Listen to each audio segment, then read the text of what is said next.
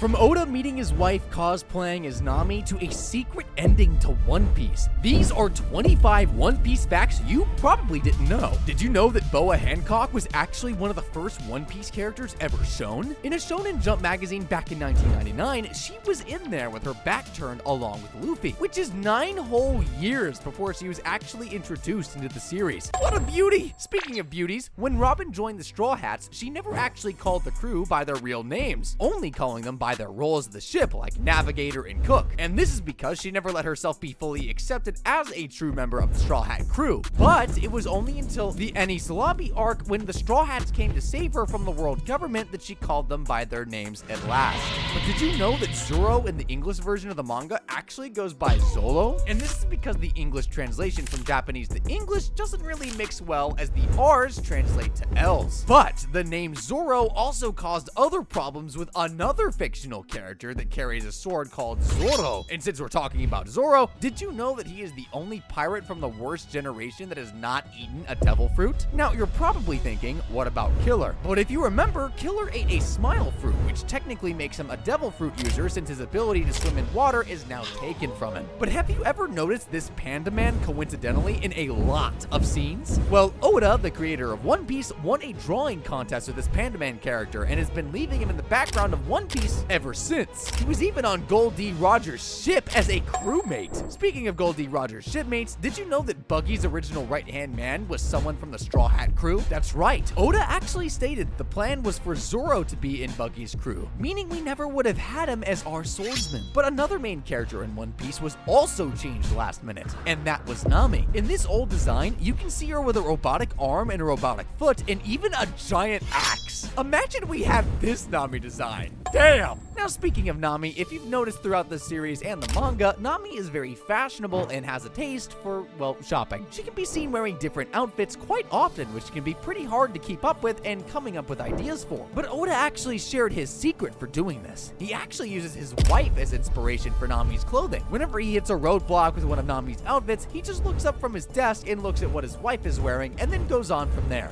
That's just so wholesome, man. But you want to know what else is wholesome? Well, Ichiro Oda, the creator of One Piece, actually met his wife while she was performing as Nami at an anime convention. Can you imagine basically marrying the character you created? Stop thinking of the Rent-A-Girlfriend creator. Did you know that all 3 admirals are based off of famous people from Japan? Aokiji is based on Yusaku Matsuda, Kizaru is based on Kuni Tanaka, and Akainu is based on Bunta Sugawara. And even Fujitora is inspired by Zatoichi. But the admirals aren't the only characters to be based off of real-life people. Whitebeard and Blackbeard are both inspired by the real-life pirate back in the 1600s, Blackbeard, whose real name was Edward Teach. Edward being Whitebeard and Teach being Blackbeard. But speaking of old pirates, here's something you probably didn't know about. Brook, the crew's musician, he never actually met any of Luffy's brothers, neither Ace or Sabo. That being said, did you know that Sabo was actually shown at the beginning of the series during Luffy's execution at Luch Town? You can see him in the crowd here and right here in this scene with his top hat and what seems to be a pipe on his back. Now, although this isn't confirmed to be Sabo himself, it would make a lot of sense because Dragon was there at the same time, showing up to save Luffy. Speaking of Dragon and Luffy, did you know that Garp and Dragon are the only biological family of Luffy that we know of? We don't know his mom or grandma. We all know that Luffy thinks of Sabo as his real family, but during the Dressrosa arc, we can see all the people Doflamingo put bounties on, including Sabo and Kinemon. But we don't see Kanjuro, and that's because we later find out that Kanjuro is working for Kaido. So that's why Doflamingo doesn't put a bounty on him. He didn't want to make his boss angry. Talking about the boss, Luffy, the captain of the crew, is voiced by not just 1, but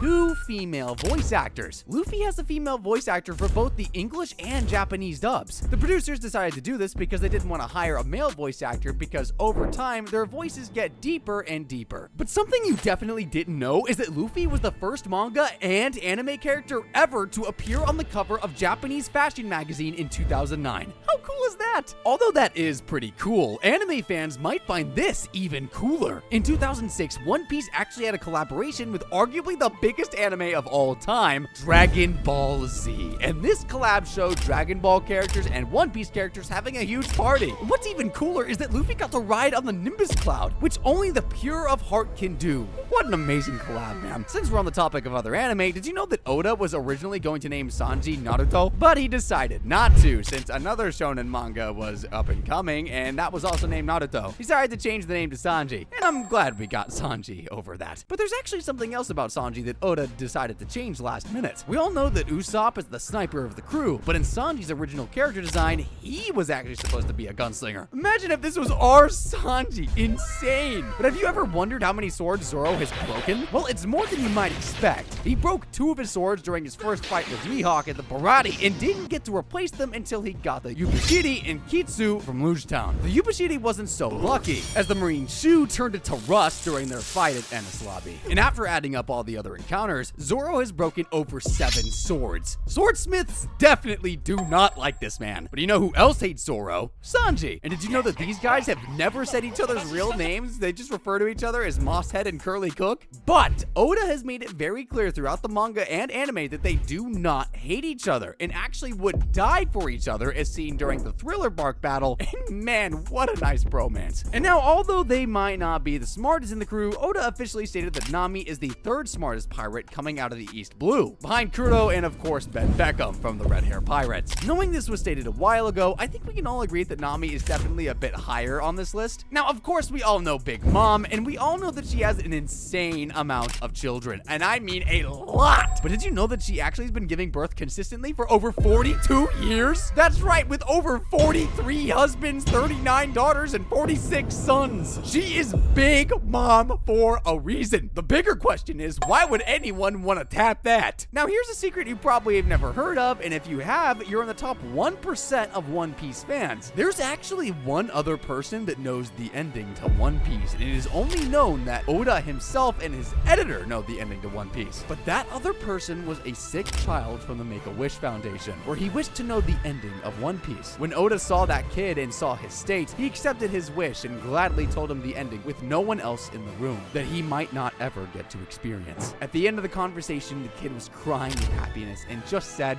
"One Piece is beautiful."